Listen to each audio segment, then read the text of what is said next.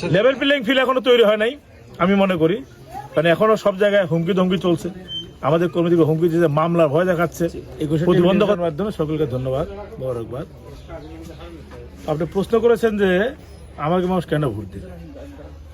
আমাকে ভোট দেবে এই কারণেই যে দীর্ঘদিন থেকে এই দেশে যে দুর্নীতি, অন্যায়, জুলুম, চাঁদাবাজি চলছে, জনগণ এটা পরিবর্তন চায় এবং এই পরিবর্তনের লক্ষ্যে কিন্তু আপনার 24 জুলাই বিপ্লব হয়েছে।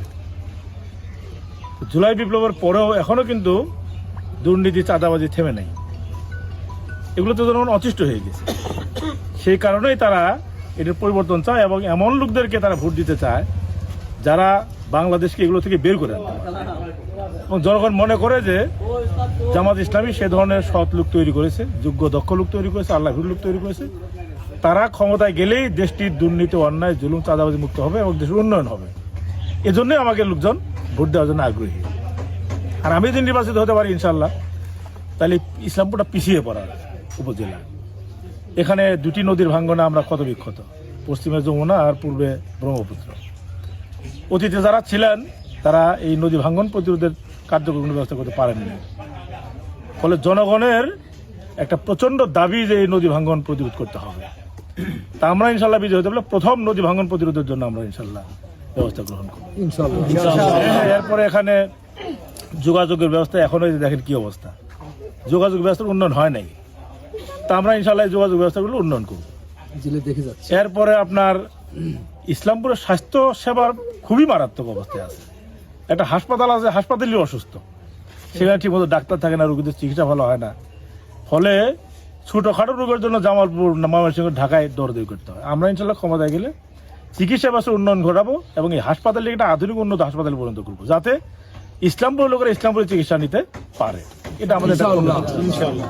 এরপরে ইসলামপুরের প্রত্যন্ত এলাকা আছে, চর এলাকা আছে, চরাঞ্চলের শিক্ষা প্রতিষ্ঠানগুলো খুবই দুর্দশাগ্রস্ত। এখনো ভাঙ্গাচোরা টিনের ঘর এই আধুনিক যুগে শিক্ষা প্রতিষ্ঠানগুলো রয়েছে, এটা অকল্পনীয়।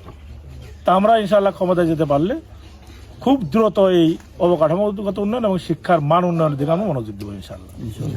এবার আমাদের কৃষি প্রধান দেশ, চরাঞ্চলে কৃষির ভালো ব্যবস্থাপনা আছে, কিন্তু কৃষকদের কোনো ভর্তুকি দেওয়া হয় না। ভর্তুকি কিছু কিছু দিলেও এটা কৃষকের হাতে পৌঁছে না, ভোগীরা এগুলো ভোগ করে। তা আমরা ইনশাল্লাহ কৃষিতে ভর্তুকি দিয়ে উন্নত আধুনিক কৃষি ব্যবস্থা গড়ে তুলব, যাতে কৃষি প্রধান এই দেশটি কৃষির মাধ্যমে আরো উন্নত হতে পারে।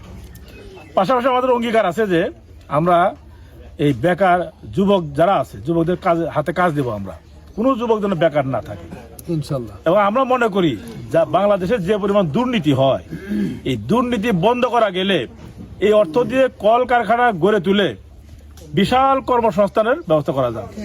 এই জন্যই আমরা বলছি যে আমরা ক্ষমতায় গেলে দুর্নীতি করব না, কাউকে দুর্নীতি করতে দেব না, এবং দেশের যে অর্থগুলো আছে এগুলোতে আমরা দেশের উন্নয়নের কাজে লাগাবো এবং সেখানে আমরা তরুণ যুবকদের হাতে কাজ তুলে দেব। আমরা কাউকে বেকার ভাতা দিব না, আমরা যুবকদের হাতে কাজ তুলে দিব।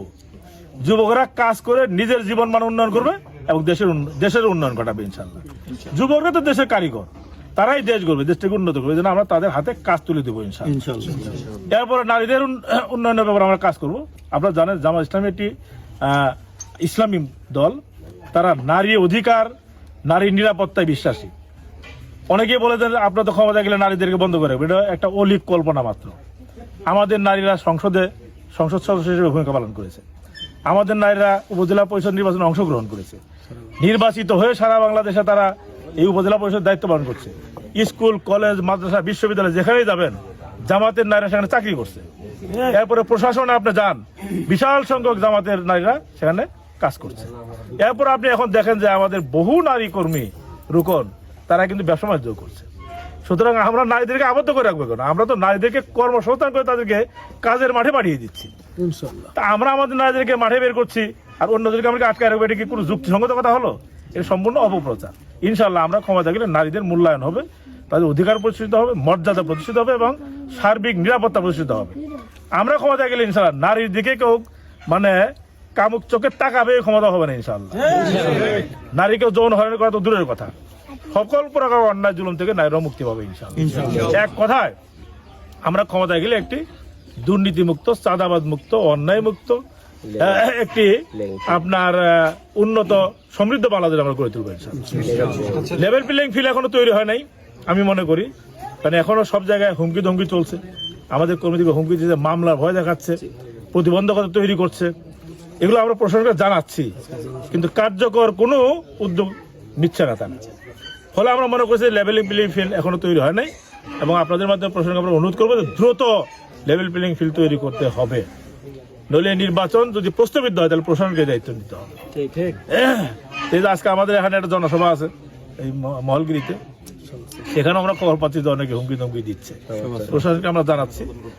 তো আপনাদের মাধ্যমে সকলেই দৃষ্টি আকর্ষণ করছি যে একটি লেভেল প্লেইং ফিল্ড তৈরি করে নিরপেক্ষ স্বচ্ছ নির্বাচনের জন্যই তো এত মানুষ শহীদ হয়েছে। জুলাই বিপ্লবে এত মানুষ আহত হয়েছে, এত জেল জুলুম আমরা খেটেছি। আমিও বারবার কারাগারে গিয়েছি, আমাকে বারবার অ্যারেস্ট করা হয়েছে।